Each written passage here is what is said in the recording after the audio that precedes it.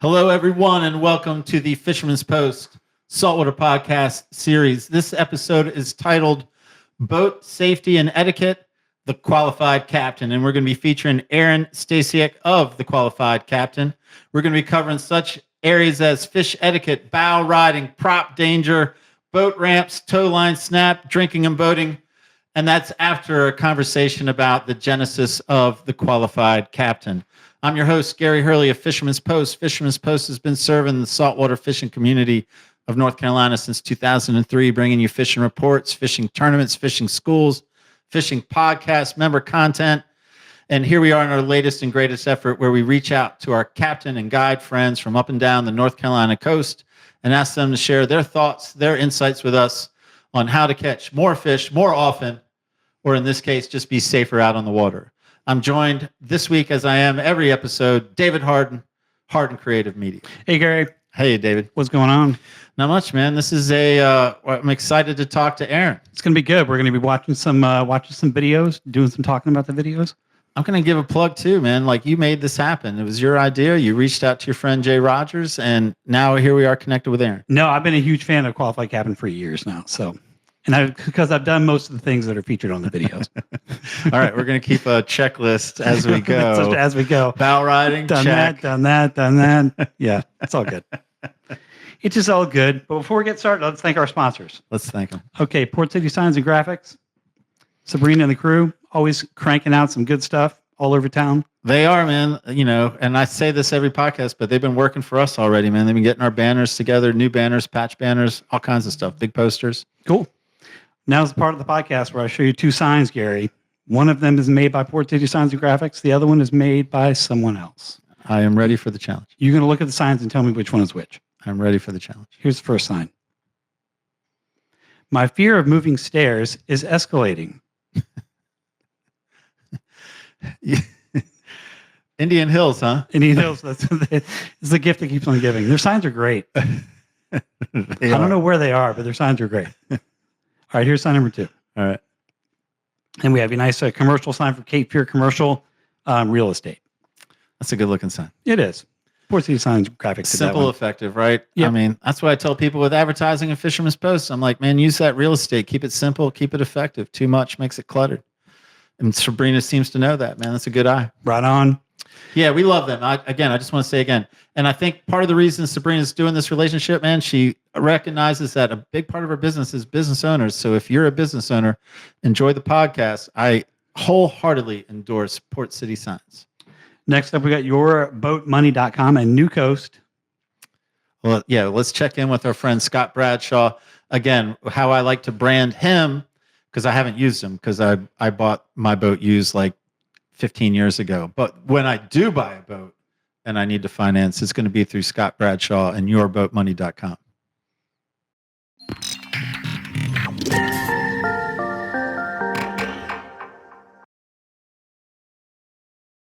Yep. There it is. And he does a good bit there too, man. Every time he's got the special effects. Yeah, man. If you saw him on the podcast as a guest this winter, you saw that he's all about information, as his website is. So even if you don't want to start by reaching out to him, go to the website, let it start there, man. But he's great at information. He's great at advising. And of course, he would love to have your business. Next up, Marine Warehouse Center. Love those guys. Matt with Marine Warehouse, excited to give you guys a huge update. We're now carrying Seabourn and Spider boat line. Of course, we have the newest models of Carolina Skiff, Sailfish, Sea Chaser, and Pan Marine. With over 60 boats in stock in Wilmington location, let's schedule a sea trial and let's get you on the water today.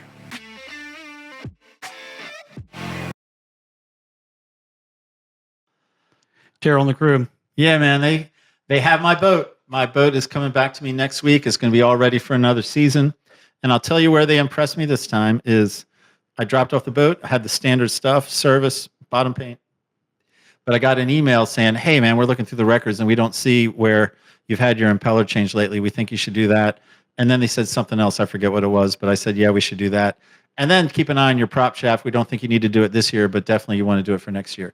I'm like, all right, we'll wait for it next year. But man, it was just that attention to detail, like the follow-up, man. They're looking out for you. They were looking out for me is my point. Thank you, David. Sure. Terrell did not give me that email.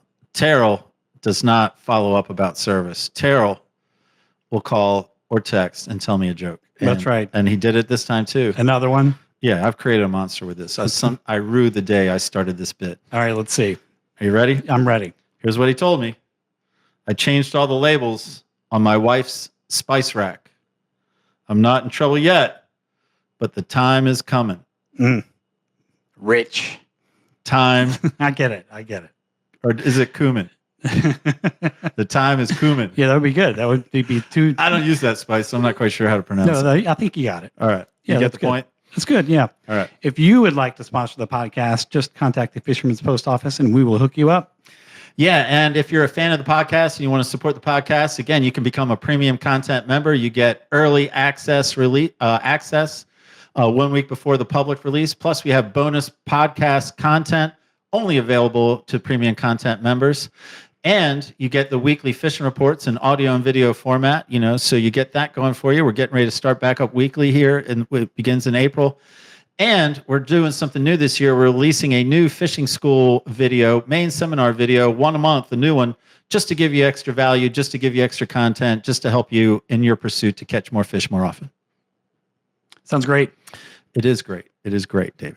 Excellent. That's what I'm trying to convey here, how great it is. You're doing an excellent job. But now, before I'm getting ready to bring home Aaron, but since this is basically your birth child, when I come to you at the end of this podcast for David's best takeaway, I want to be impressed. Okay, good. But I'm going to give you a green light, David, since I know you're a big fan and you've been a big fan for years.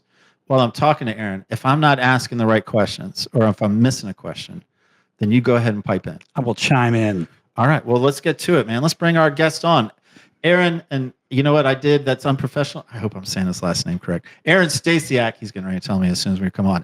Welcome, Aaron Stasiak of the Qualified Captain. So happy to have you on as a guest, man. Thanks for being available. No, man. Thank you guys. I appreciate it. And yeah, you got the last name right, Stasiak. Not many people get it the first try. All right. So I'm rolling here. I should have bluffed. I should have pretended like I knew it all the time. Well, Aaron, lots of people are a fan of Qualified Captain, including my podcast co-host. It's not that I'm not a fan, but he's a big fan. But even with that being said, no one gets on the podcast without getting past two questions. You tell me you're ready, you get question number one. I'm ready. Let's go. All right, Qualified Captain Aaron Stasiak, why should we spend any time listening to what you have to say about boater safety and or boater etiquette? Well, for boater safety, I think it says so you don't end up on our page, and B, we want to keep a safer boating community. I see a lot of injuries and deaths on the water, more than I think the news publicizes. Anybody that follows me sees it, so that would be definitely my main reason. And then for boating etiquette, I think just educate yourself. That's that. If you're not etiquette on the water, that's how you end up on our page. There's a lot of drunk idiots that rip around, and or maybe you're completely sober. You're just holding up the boat ramp or stuff like that. I could talk for hours about that stuff, but yeah, boating etiquette is, in my opinion, it's just lack of knowledge and experience on the water. But that's things we can fix. Man, that is certainly a passable answer for number one. You have moved on to question number two. So same rule applies. You tell me you're ready, I give you question number two. All right, yeah, question number two. Let's go. All right, question number two. I don't know. I was looking at Qualified Captain, and I'm an English teacher in another life, and I was focused on qualified that begins with QU. So here you go. You've got, I don't know, what should we say, 10 seconds, 15 seconds? I need 5 other words that begin with QU. Oh, Jesus. Queen, quarter, quack. Yep. God, I could. Quack. Question. One more. Quail, bingo. Oh, very, very nice. Quail was an excellent addition quail, to that. shit, I I thought you said quail. What did he say? I thought he I don't know. I thought it was quail. All right. Well, thank you for that digression, Aaron. But I hey, like that idea. That's good. before we go to boater safety, boater etiquette, I mean, I'm sure that's going to happen organically anyway. I mean, I'm guessing there's a lot of people like me, like David, even big fans that want to know how this whole journey you're on right now started. Tell us about the beginning of Qualified Captain. Yeah, so I was working at Bradley Creek Marina for a while, and this is back in 2016, 2016 when Instagram and Facebook. Well, Facebook was big, but Instagram was starting to get rolling, and kind of just made it as a joke. I had all this content that we saw at the marina of people doing dumb stuff and like tying their like cleats completely wrong. Me and the guys would have taken a knife and cut the line, in some situations. But no. So it started at the marina. Uh, the name the qualified captain just came about, and next thing you know, as we kept on putting out our own content, people started submitting content to us of things that they saw in the water. So I started sharing that, and next thing you know, I hit 10,000 followers on Instagram. And once you hit 10,000, Meta gives you like this bonus award and lets you do other fun things. And then and then I started working for Cito part time, Cito Wrightsville Beach, and that was opened up another can. And I started seeing everything on the water, a lot of things I didn't want to see too. So yeah, then I hit 100,000 followers, and then when we hit 500,000 followers in 2020, we were selling a lot of merchandise online and doing some marketing ads for some people, and that's when I told myself, you know what, it's time to see what we can do, and I left those two jobs and did this full time, and been doing it now ever since. Cool. So are people still submitting videos at the same level they were submitting in the early days? Is it more Oh, because you're bigger? it's insane. I get probably in the peak of the season, like here in the next month or so, I'll get, probably 100 videos a day and Whoa. pictures, and it's tough to keep up with. But yeah, I mean, they'll either DM me or email them to us, and it's just a process, just going through it. But every once in a while, out of those 100, there's probably about five of them that could be absolutely insane. That'll blow your mind. So for a qualified captain, man, is it that those five make it, or how many? Oh, so How many I'll of the save 100 a make whole it?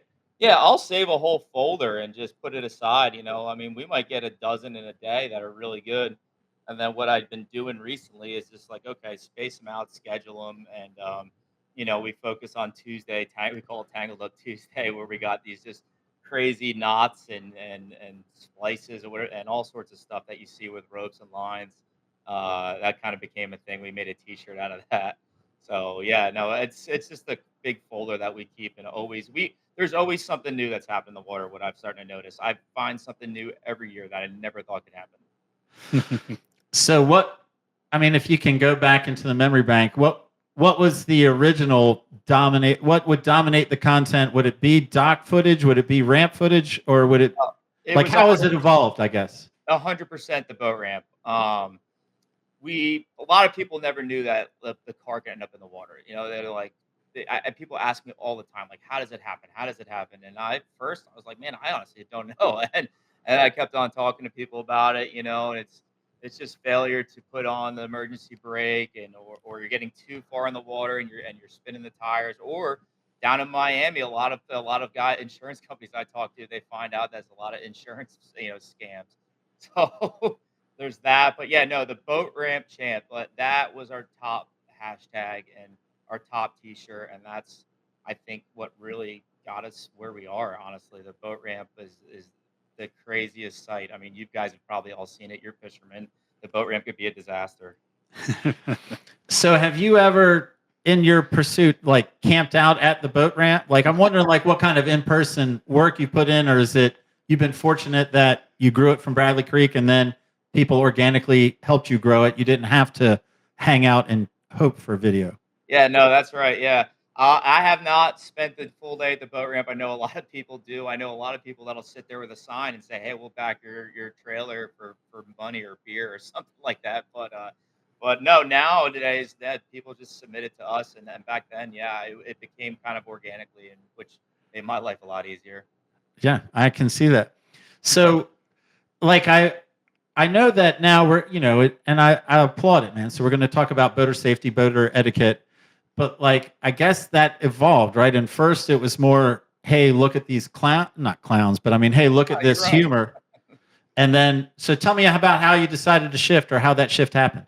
So yeah, when I left my job in 2020, I told myself, we got to do more than just this entertaining presence and making people laugh. So yeah, a lot of people were messaging me and saying like, "Hey, I never knew this kind of stuff could happen on the water," or I'm thinking about buying a boat, asking me questions. So I just said, let's just turn the narrative a little bit and maybe change the caption a little bit or educate people or give them leads to, new safety products in the market or hands-on boat or there's a lot of captains all over the country that are willing to actually physically train you versus taking an online course that doesn't really teach you how to drive a boat, right? Like you got to have. I think a boat's like one of the main or the only piece of machinery that you don't need a physical hands-on training to operate. It blows my mind, but yeah, that's no, and there's so much more. We got a couple safety products that possibly releasing this year, I and saw a kind of trying to fuel. push that way.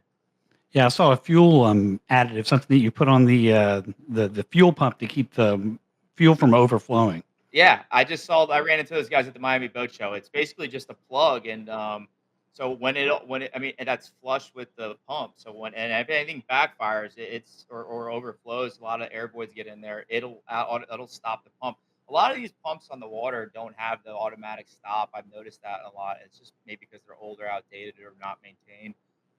I've seen it happen so many times, and I think it's a great product. It's cheap too. It's like $30, something like that. Cool. So. All right. So Instagram was what grew Qualified Captain. And then, so what roles does the website play? What role does Facebook play? I mean, I guess let me understand digital first. Yeah, so Instagram really got us rolling, and then I kind of regret lacking on Facebook and YouTube for the longest time.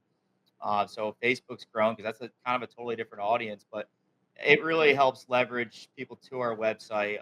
We sell merchandise. That's one of our biggest sources of income right now. We've got about 250 dealers along the East Coast that sell Qualified Captain. They've been crushing it. They're stoked. But the website though also leads people to a couple blog sections that we have on there with that partners that we've collabed with in the industry that help. There's safety products like PLBs and EPIRBs and CETO, for example. I think you gotta think you're an idiot if you don't have CETO in the water, or Tobo, either one. But yeah, no, the website's been great. I've just started this year really getting into our own content creation, and by that I mean we're building more of a YouTube channel and a series of we have our own podcast now, and we're doing a series with the Coast Guard, which I've been stoked about. We've been touring all their facilities. We just started our first launch at the boot camp center in Cape May, New Jersey, and that was a lot of fun. And then I just got back from Newport, Oregon, where we're filming out there where they do the surfman training. So that and I got a couple more projects we're launching, but it's just been fun, man. We've been trying to get more involved in the community and not just safety, but also just showing people what other opportunities are out there. Okay, so the relationship with the Coast Guard, man, they're teaming up with you because they want both just exposure to what they're doing as well as perhaps recruit people to join in. Yeah, yeah. So most of it's for recruitment purposes. We work with Go Coast Guard, that division. The guys are great. They're the local. We actually have a Go Coast Guard Wilmington here. Nick Saporito, he's the recruiter here. He's a great guy. He's the one who kind of leveraged us into that. So now we're working with the guys up in DC, and it's been good. I mean, because the benefit of us, we have the audience right on Instagram with 1.5 million followers now, and that grabs the attention, I think, to the right age group. And what if they are seriously interested? We provide the links, we provide the more detailed videos on YouTube, so we can at least grab the attention. I think faster than any news networks nowadays. I don't think anybody watches the news. All right, gotcha. And then tell me a little bit more about so the podcast. You would describe your podcast in what way? Funny, educational, and just, I mean, I would say raw. We talk to a lot of some of these are just hilarious to see stories, but then a couple of them are really sad and survival stories of people that have had traumatic accidents on the water or suffered in major injuries, and we talk to them, and I'm lucky to have them on because it's not an easy conversation, but our goal is to hopefully spread the awareness so it doesn't happen to anybody else. And it's been great, man. The feedback's been awesome. And having conversations with the Coast Guard and some of these commanding officers, we're talking to some pretty cool folks. So I've been loving it. So are those guys, is it everything happening in person, or are you doing something remote like we're doing with you right now? No, I'm doing everything in person. We're moving kind of slow, which is fine. But I told it's I want to be in person with everybody, because it's usually 9 times out of 10 when we travel a lot to these locations, so I get to experience what their life's like, all that stuff, and it's just different. I enjoy being able to like hang out with them afterwards, have some beers or something. So it's been fun. Um, so I guess I know we're headed towards videos, but I just want to make sure I'm covering everything. David, how am I doing over there? You're doing good. I just looked at my watch. And so I think you were just like at the Miami Boat Show. Has that, I guess, since 2020? I mean, that's what the world is. You both you get to travel around and do some more in person, and like what?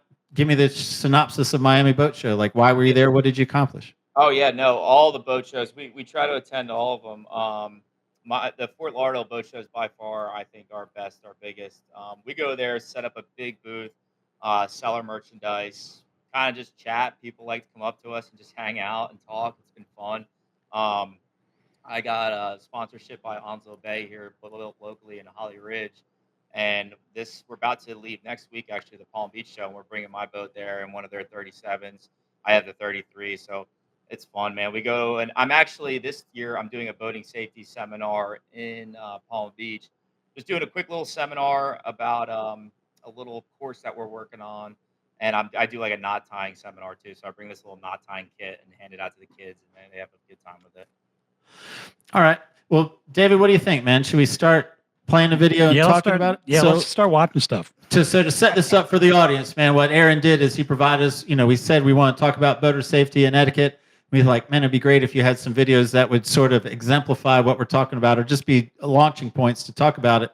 And so David and Aaron put together a collection, and we'll just let David play one, and then we'll talk. All right, you want to just watch it blind? No intro? Yeah, why not? All right, here we go. I like it. Here's video number 1. Dude. Oh, he's got that one. Oh.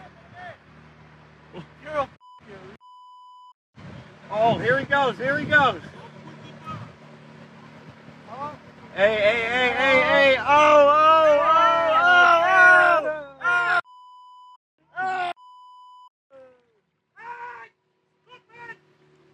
Oh my God. What a. Oh my God. I can't believe it. Dude.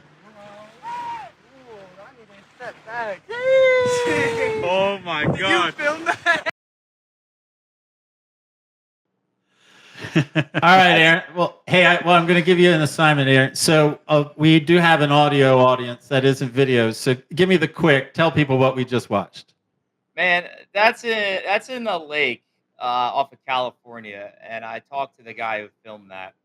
The guy, actually, where he's heading is right into a swim zone too. So besides running over everybody's lines that are fishing, he's about to go into a swim zone, which is insane.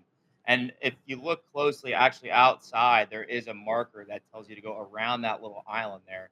So apparently, yeah, he ran over every single line there, pissed a lot of people off, and then went right into a swim zone, which you'll probably get a major fine from. So, yeah, that was nuts. A lot of people were.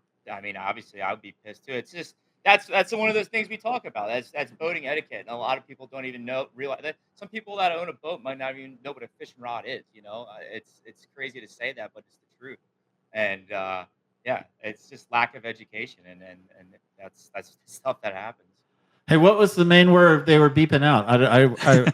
Oh, dude, you know what it is. they're flipping out, man.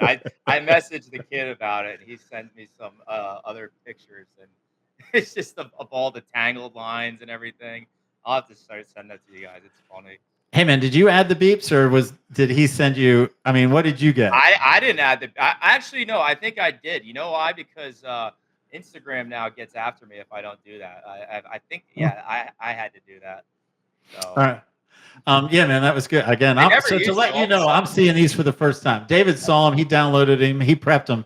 So for me, I'm getting the treat of seeing these for the first time. Yeah, cool. No, Instagram got weird this year. They're on it now with that stuff. Man, so again, we had plenty of time to play these videos, but like even that, man, how has your relationship with Instagram changed? Like, or, what are you doing different now? I mean, you're in a place that people are very jealous of, man, who would love to make it, in that sphere. And so what's some lessons you've learned for people that would imagine they could get some success? My best advice is just Meta is well, Meta owns Facebook and Instagram. It's always changing. It's 5, 6 years ago, it was pretty consistent. It didn't. They weren't collecting money for people from ads.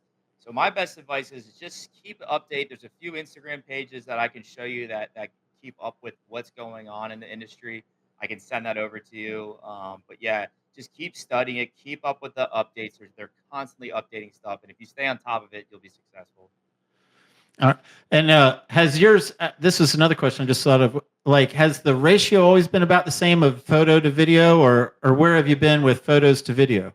It's I'd say it's more videos. I'd say I don't know, 3 to 1. Believe it or not, it's always reels, and also now Meta they'll pay you for your reel now because other people are paying for ads. Photos not so much. So my goal is obviously let's Yeah. get the reels going. All right, David, I think we're ready. You ready for another one? Here we go. Yeah, I get sucked in.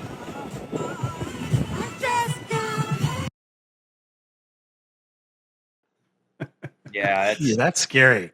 All right, Yeah. same assignment. You got to tell people what we just watched, man, Oh, because we that's got right. some listeners. Yeah, you got a guy riding on the bow of a pontoon, which is probably the worst boat to ride on the bow. Every boat's bad to ride on the bow, but I mean, I got a crazy, sad story of a girl that fell off of the bow and hit the prop, and it killed her. It was terrible.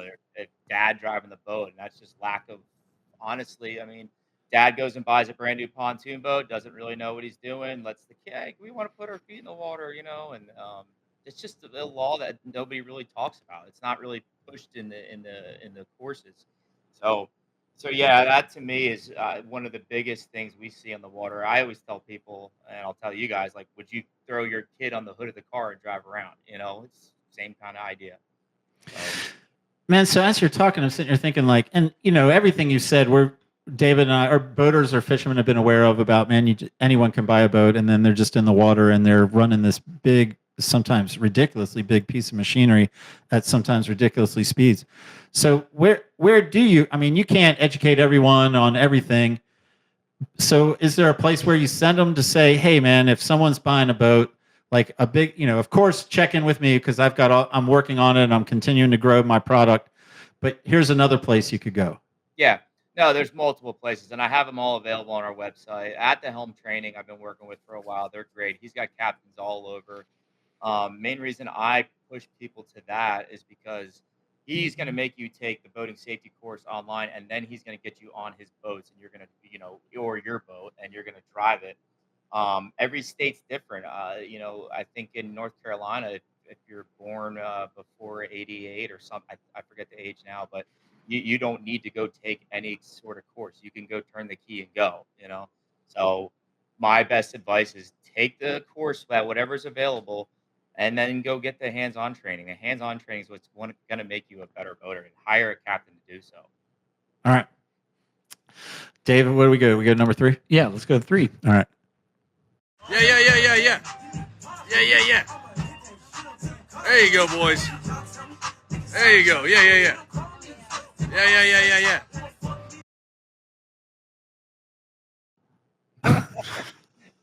This guy's been sending me content for years. I love it. He's a pilot. He's a good friend of mine. Yeah, that I blows my mind. Well, How I'm people sorry, do. man. I got to hit you. You got to tell us what we just saw, man. Tell us Okay, about yeah, that clip. yeah. So you just saw two kids that were pushing a boat that's barely aground. I mean, I think that you could have probably just tilted the motor up and just pushed with it off. But no, what they're doing, they're getting so damn close to the boat or the prop. To me, I'm like, man, you slip and fall, your face is going right on that spinning prop, like, and it's gonna slice you up pretty damn good. And I see people get sliced without it even running. So, um, it's to me, it blows my mind that they get that close to a spinning blade. Um, You'd be surprised how many of those videos I get all summer long. You mean by prop exposure? Is that what we're talking about, or? Our prop exposure, just getting close to a spinning prop. And one product, if you got the time, I'll tell you what we're working on right now. We've launched it last year, but I got it dialed in better. I was out on Masonboro, and a guy out there had a PFD wrapped around his skeg and his prop, and I asked him, I was like, "What's up with that?" And he said, "We put it on there so the kids and the dogs that are running around don't hit it while we're anchored up and had the motor tilted up." Man, that's a great idea, but the PFD didn't fit right. The skeg was still kind of out, so we've got a new product where basically it's just like a big PVC wrap that goes on it. It's shaped like a home plate of a baseball field, and it completely wraps around. It's got about 3-inch foam, water drains in and out of it, heavy duty PVC, and we'll see how it does. We launched it last year. We sold a dozen in like a half hour, so I was like, all right, let's mass produce these things. So, Cool.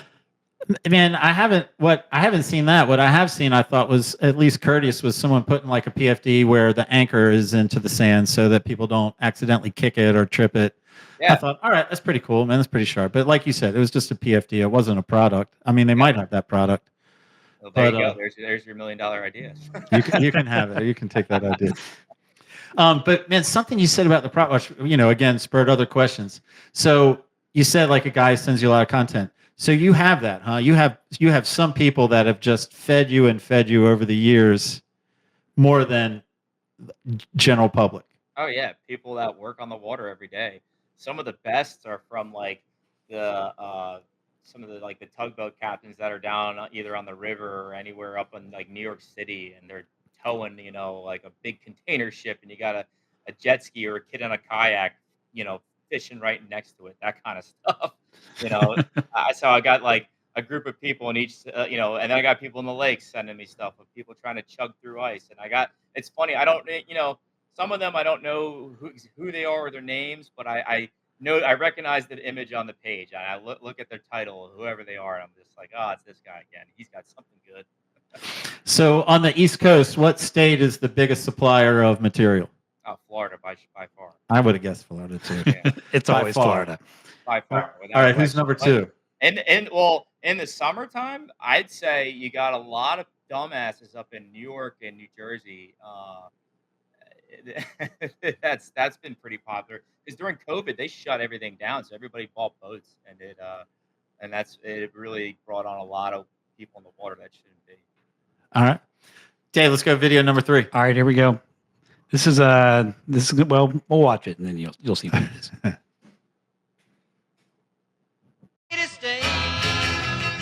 You tell the teacher we're surfing USA. All right, so you know the assignment, man. Aaron, if you would tell us what we just saw. Yeah, so that guy was just ripping through no wake zone, and not only that, but he's ripping right past the guy fishing. In my opinion, I think that's just lack of etiquette there too.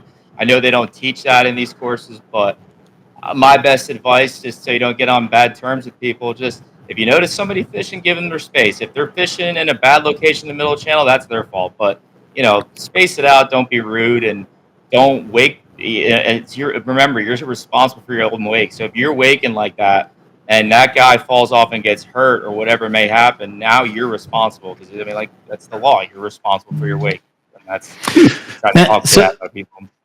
That was just what I was getting ready to say. I'm like, hey man, Claire, I'll slow down for kayakers, and there might be some time where I'm like, all right, man, like you're out here, like I don't really want to slow down out here.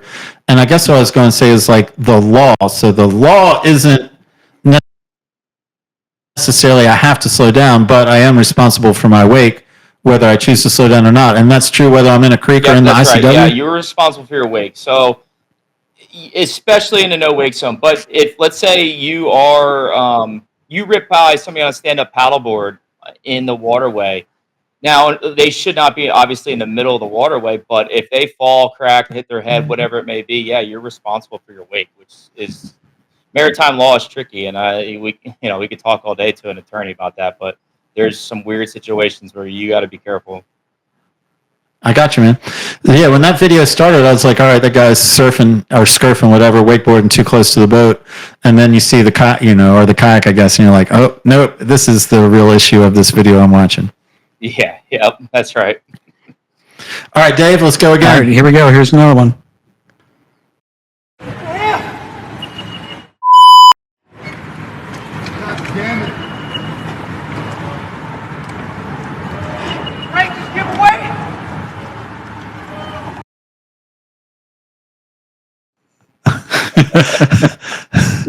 Tell us what we just saw, Aaron. What did we just see? So you got a boat ramp champ, man. That guy, what I was told that the park and brake went and he slid back and just went down, and it happens fast. But yeah, no, we call that guy a boat ramp champ. That's that's basically when you just back a trailer goes, or you didn't forget to put your park and brake in, or you some people forget to even put it in park, and it goes in the water. And that's something that's what we see all the time in the summertime, at least once or twice a week, at least.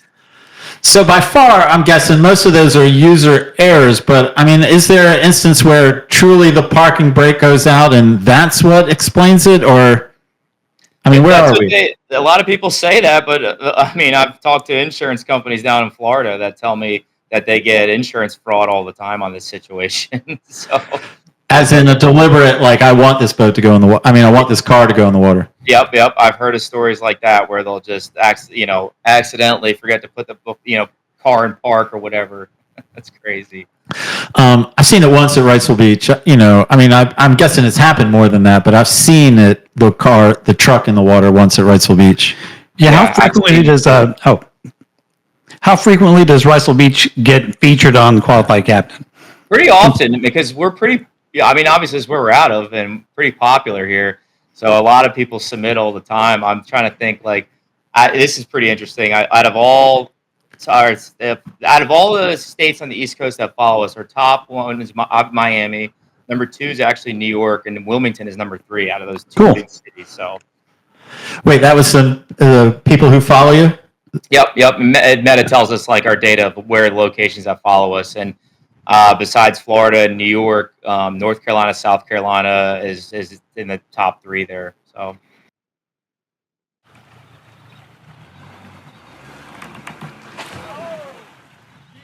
You gotta go! Oh!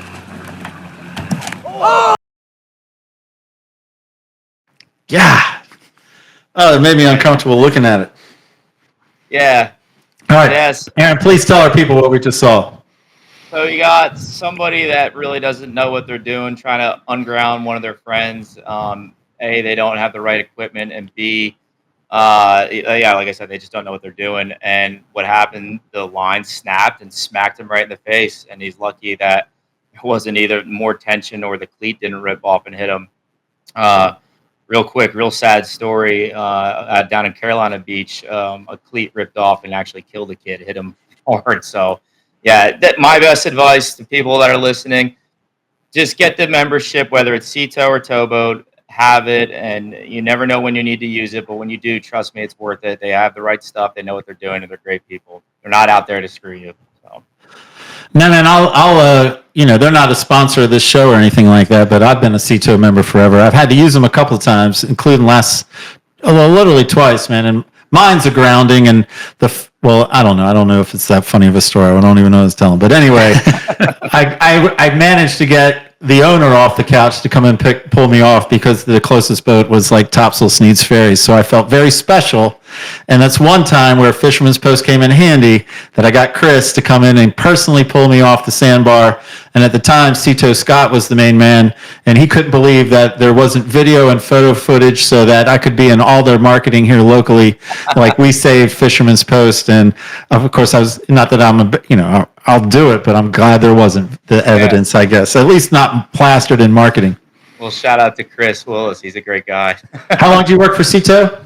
Just 3 years, and I was part-time in the summer. When I was not working at the marina, I was working there. All right, and we're down to our last video. That's right. We got one more. What we got?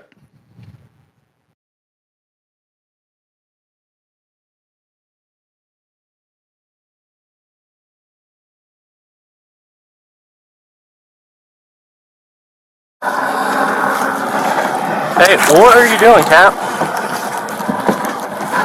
We're headed back to where we're parked Where'd you park? at Alphi River on off 41. The Alafai River. Yeah. Do you know where you are now? Right now, I think we're way out of the way. When did you leave the dock? What is it? 7:30. This morning? Yeah. Roughly. Okay. How much have you had to drink? We don't have no alcohol. I'm looking at an empty beer can.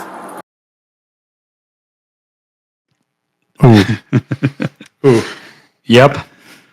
All right, Aaron, tell our crowd. I mean, they heard the audio, but set the stage. Yeah, that guy was hammered. He actually, I'll have to find the other video. Maybe we could share it later on. But the guy was being chased. Somebody else had it, and they finally stopped him, and he was just totally alive. Like, yeah, it didn't. He was hammered drunk, had no idea where he was. I think he finally gave up on the chase, and yeah, they arrested him. And I talked to the police about this. They gave me the okay to share this video. They're good people down there, and yeah, the alcohol is probably it is the number one cause of death on the water. So whether you're going to hurt yourself or somebody else, it's like, you know, there's a time and place for it, right? But there's, you know, just like driving a car, you got to have, you know, can't drive drunk, man. That's the same thing. You'll go to jail just like you would a car. So this isn't related to drinking and boating, and I'm not sure why the thought popped in my mind, but like, man, when, you know, I'm guessing you used to watch Jackass, that TV show, or, you know, are the spinoffs that say, hey, man, you know, don't send us stuff, we'll find our stuff.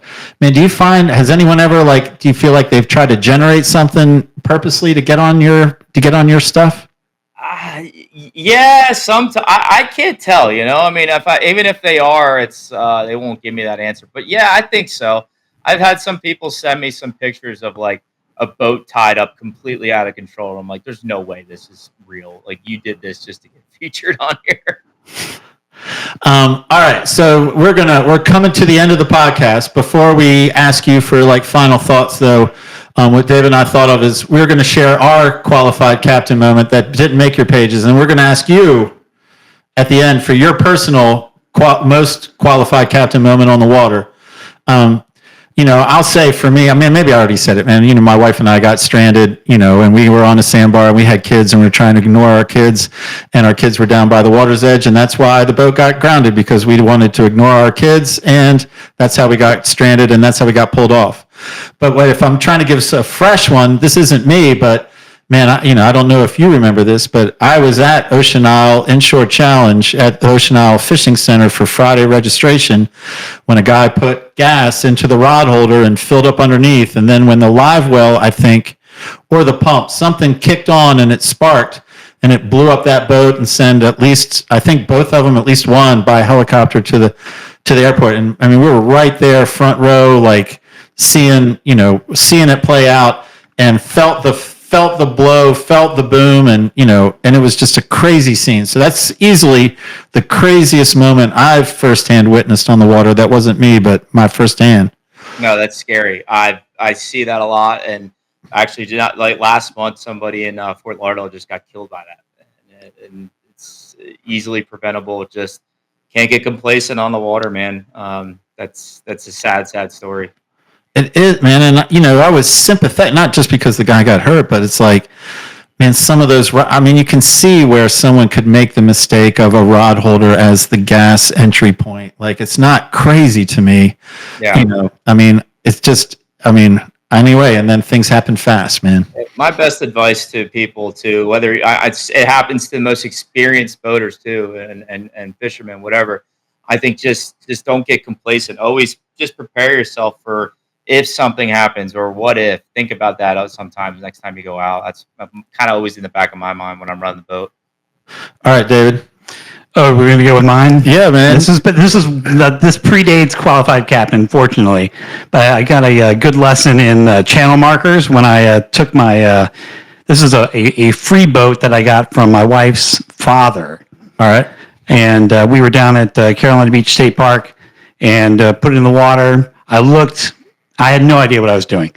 I looked out at all the water in the river. I was like, look at all this water. Look at all this water. This is great. Let's just go. And then we went for about 10 seconds before I hit that sandbar that's on outside. So we had paddles out pushing the boat off. It was a great event. So that was just the first event. That might not be the worst one, but that literally happened within 3 minutes of That being on the water. That was like as a within, boat owner. Yeah, within like a month of actually having the boat running. But that was the first time the boat hit the water. Yes, it was All right. fantastic. All right, I bet David could take this away if we should ask him for his I top have so five. many. I have so many. All right, Aaron, I'm sure you do everything right, but I'll still ask the question. Is there an Aaron Stasiak qualified captain moment that happened at some point in your life? I know it exactly right now. It's Wrightsville Beach Boat Ramp. Just got this new boat, ready to rock and roll. So excited. Backing it in, and I thought, somebody was on there paying attention. We're going to grab the line. I'm moving quick. I'm getting excited. And I look behind me, and nobody grabbed the boat. The current's ripping out, the tide's ripping out, and the boat's drifting right towards the bridge. And luckily, actually, my one friend had to swim. I was so pissed off. I'm like, swim over there right now and grab it. And he did. Swam over, was able to drop an anchor on. And there's cables under there. So the anchor caught the cable. Then we lost the cable. I mean, the anchor. It was a disaster. And everybody's sitting there watching us. And it's just like, this was back in like 2013 or something. But yeah, I'll never forget that one. I was so pissed off. It's a good feeling. That's a good one, man. Yeah, you had a good one, Aaron. Hey, so again, we're coming to the end of the podcast. I got two questions for you. First one, so what's in the future for qualified captain, man? Either what are you working on this year or what are you working on even longer term? Man, I'm just trying to be more content creative, the podcast, trying to get more people involved of like sea stories and bringing them on that have been through traumatic incidents to help prevent those things from happening. We actually just got approved from NASBLA, which is a government-funded boating safety committee, that we have approval for 11 states to make our own boating safety course that will get you your boating license. So we are in the works of that. It'll probably come out maybe later this year if we're lucky, but we got it done. And other than that, just keeping the content going, man. We're going to start doing a captain's job series where we go to different captains, kind of like Mike Rowe at Dirty Jobs. We're going to go to different captains and talk about their lives and their careers. And yeah, man, I just got to keep the ball rolling, keep people entertained and educated. All right. Hey, Aaron, last question is just the standard, man. Anything else, man? Any final thoughts? Anything else you want to get out before we say goodbye and thank you? I just want everybody to have a good, safe summer and don't take it personally. If you end up unqualified captain, just let you know we all make mistakes. But if you're ignorant and don't share the love and the etiquette on the water and don't respect it, we're going to call you out. And then my best advice is also, like I just mentioned earlier, don't get complacent. And hey, thank you guys for having me on. I appreciate it, man. It's been fun, and I love Fisherman's Post. A big shout out to you guys. Well, right on, man. Aaron Stasiak, qualified captain. Thank you very much. And Dave and I are going to wrap up the show. Thank you. Well, there you go, David. All right, Gary. That was great. It was good. And what I said, though, I'm holding to, man. I said David's best takeaway better be a good one. Okay, well, I as usual, I have a couple takeaways. That's fair. Okay. Well, one, which I thought was amazing, was Aaron has 1.5 million followers. I heard that number too. That's a lot. That's a lot. But I guess my best takeaway was something that I guess I kind of knew in the back of my head, but I never heard anyone actually say it, was that you're responsible for your own wake. All right. So even if you think you're going slow, but you're throwing off some giant wake in a kayak, and the guy on the kayak gets hurt, you're in trouble. Yeah, man, it is. It was a good reminder, man. I need that one. Like I said, man, I'll see someone out in the ICW and going, you shouldn't be out here, but that doesn't negate me from my responsibility. Even though they shouldn't be out there, I still got to take responsibility. That was a good reminder for me too, man. I like your takeaways. Thanks. Well, let's thank our sponsors, Port City Signs and Graphics. Thank you, Sabrina. YourBoatMoney.com. Thank you, Scott. And Marine Warehouse Center. Thank you, Emmett. Thank you, Terrell, and thank you for taking care of me. And again, if you'd like to support the podcast and become a premium content member, get early access, get bonus podcast content, as well as weekly fishing reports delivered in audio and video format, as well as fishing school main seminar videos, then check us out online, fishermanspost.com. Let's do it.